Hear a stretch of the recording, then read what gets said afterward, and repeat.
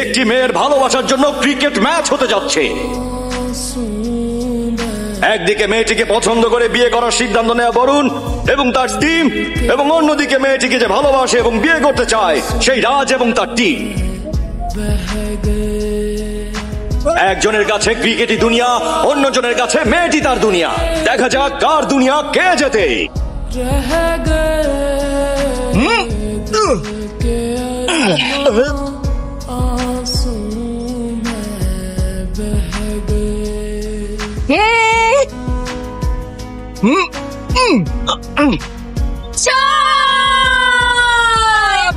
যদি এমনই চলতে থাকে তাহলে রাজের টিমের সামনে বরুণের টিম অনেক বড় স্কোর রাখতে পারবে।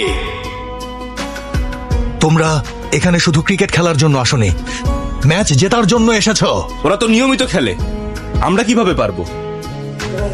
এই ইন্ডিয়াতে কোটি কোটি লোক ক্রিকেট খেলে, কিন্তু ইন্ডিয়ান টিমে মাত্র 13 জন চান্স পায়।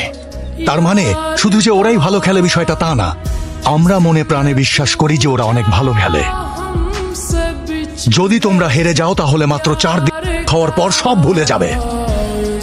কিন্তু তোমাদের এই বন্ধুটা হয়তো কাল থেকে সিগারেট খেতেও তোমাদের কাছে যাবে না, না সিনেমা দেখার জন্য যাবে, না আড্ডা দিতে যাবে, কারণ ও তোমাদের স্মৃতি হয়ে থাকবে, তোমাদের জীবনে থাকবে না।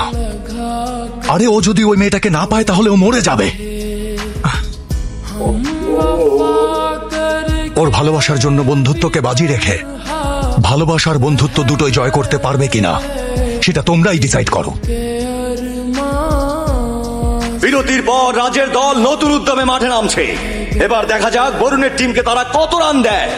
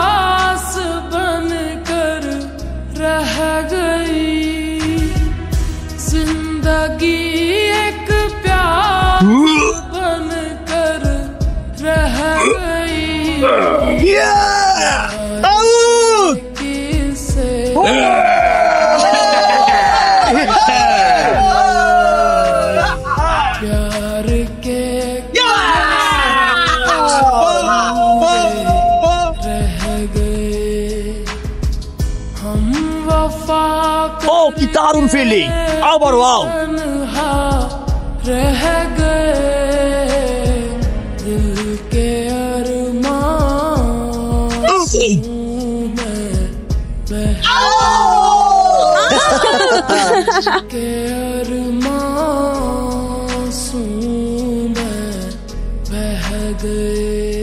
আরে কি হয়েছে?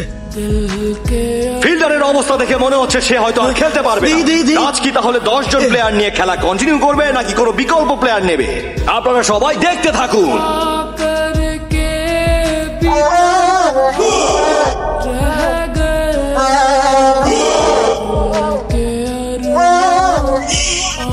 মিতা শুধুমাত্র আমার হবে, ও কখনো তোর হবে না, কথাটা মনে রাখিস।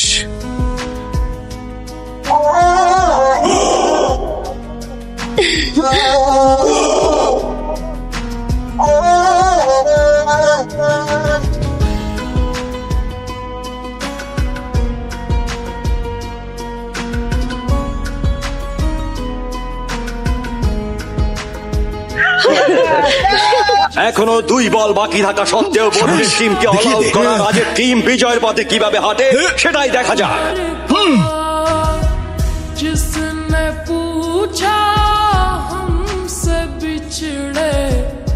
কামন বয়স,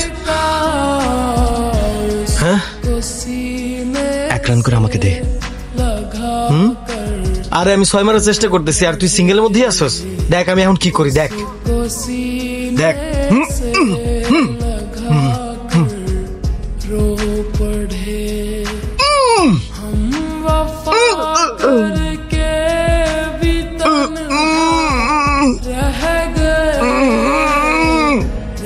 আস্তে আস্তে। কামন বস, শাবাশ শাবাশ শাবাশ।